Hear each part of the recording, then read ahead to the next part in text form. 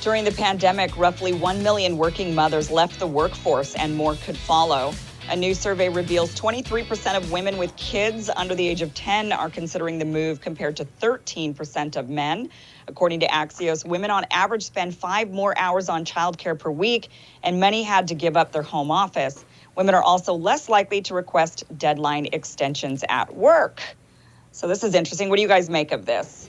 Well, that first number you mentioned shows that there's still this significant asymmetry with who's doing the work at home. But a big gender asymmetry. It's not surprising, but it cuts against the more kind of equitable mythology that people have tried to suggest is what represents modern parenting at home. It's just not the reality. Women get stuck with much more of it. And so when something gives, something has to give. So when there's a pandemic comes around, it puts an enormous amount of strain on the situation at home, and because women are already stretched to the brink, it's much more difficult for them than it is for the men who aren't doing as much to begin with. That's my immediate takeaway. I don't know what was yours. I think it's kind of interesting to see that this is kind of creating more of that stay-at-home mom scenario than what we'd seen previously. I mean, obviously that was a big kind of model of the home for a long, long time. And then as women entered the workforce, things changed. It became two-parent working households, and kids would go to daycare. They'd go to family members' homes. And then now we're seeing sort of this resurgence. So I think a lot of conservatives might be celebrating this and saying, hey, this is a return to kind of those family basics where mom stays home and dad goes to work and the kids are cared for at home. I know a lot of moms switched to a homeschooling, and a lot of them are going to continue to do the homeschooling. And so it's interesting to see how families have been able to scale back on costs and expenses in order to accommodate this. And then there's, of course, a lot of families where one woman in the family stays home with all of the kids, the cousins, their kids and the cousins, to take care of them so that everybody in the family could work during the pandemic. But, that's interesting to see how this is all sort of playing out and what kind of dynamic this will have on children growing up. I'm a little bit mixed on it. Robby, what do you think? Well, it's cost disease. The cost of childcare services, daycare, school, et cetera, has gotten so much higher over time, rising faster than wages, inflation. Also, many things have gotten cheaper. Televisions are cheaper. Tech products are cheaper. A lot has improved. It's not all. We're often focusing on the negative side, income inequality, all that. But a lot of things have gotten better for a lot of people.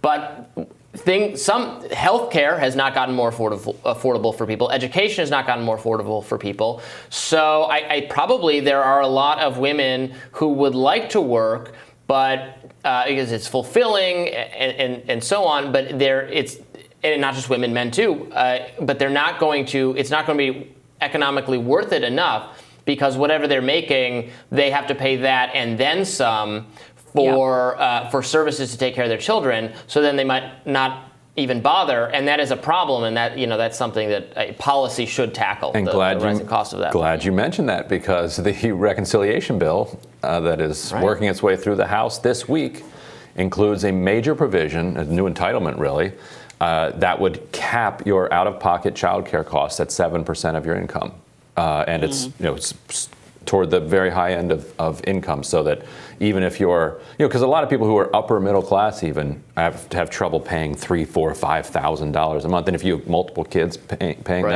that's an enormous amount of money. So even if you're making $200,000 a year, that's gone out the door.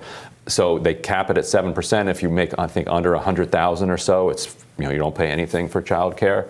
They're also expanding Medicaid and also adding subsidies for Obamacare so that you don't pay more than 8.5% for your health care. So if with 15% of your take-home pay, you're covering your health care and your child care, that's a much less barbaric society, and one in which people at home can then, women and men can start to make decisions on their own about whether or not they want to go out and work, rather than being forced to stay home or forced to go out. Right, if they want to. It shouldn't be, you should be able to raise a family on a single parent's income has become this Republican talking point.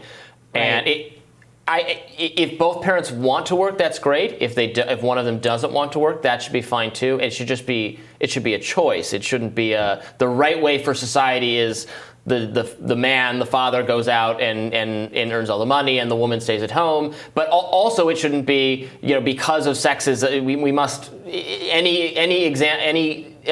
freely chosen disparity between men and women must be rooted out, must be eradicated. I don't believe in that either. I'm glad we have Robby's support for the reconciliation bill. I don't know that I said that. Now, Ryan, can you clarify on this? Is it just caps it? It doesn't give you actual money to go towards childcare, or is it just saying you can't spend more than a certain amount on childcare?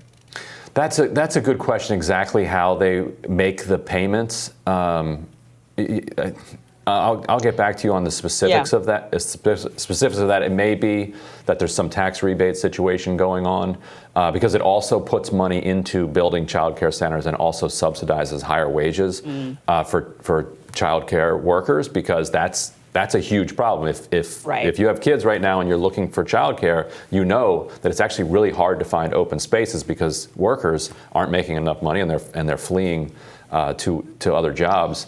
And so it does both at the same time. Also, it's credentialed and licensed to a degree that is totally unnecessary. It probably is. We probably want some credentialing and licensing for childcare, but not in a way that makes it impossible to get into the field. And you want family care. You want your aunt, you want your grandmother, people like that to be able to participate. And that's a good question. I'm not exactly sure how the compensation unfolds, but I'll check the legislation. If there is compensation, I would like to see that being able to go towards the stay-at-home mom or the aunt or grandma, whoever's going to be taking care of the children.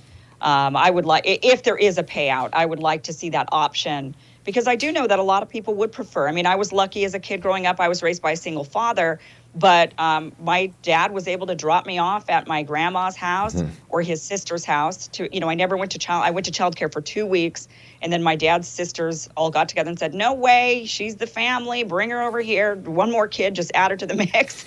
And I was lucky that I was able to be cared for by my family members. And I think a lot of people would like that, especially as we're seeing all these women leaving the workforce to stay at home, whether they're caring for their own children or cousins or nieces and whatever. They would probably like to have a little bit of that boost if that's if that's available. So it's important, I think, to find out. Yeah. We'll have more Rising right after this. Stay with us. Thanks.